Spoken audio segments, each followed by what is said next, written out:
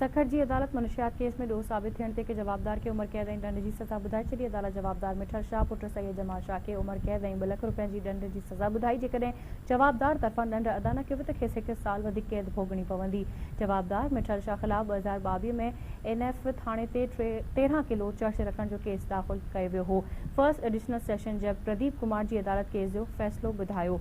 सखर में ख़बर है जिथे अदालत मुनशियात केस में ॾोह साबित थियण ते जवाबदार के उम्र कैद ऐं दंड जी सज़ा ॿुधाए छॾी। अदालत जवाबदार मिठल शाह पुट सैयद जमाल शाह के उम्र कैद ऐं 2 लाख रुपया दंड जी सज़ा ॿुधाए छॾी। जेकॾहिं जवाबदार तरफ़ां दंड अदा न कयो वियो त खेसि वधीक 1 साल कैद भोगणी पवंदी।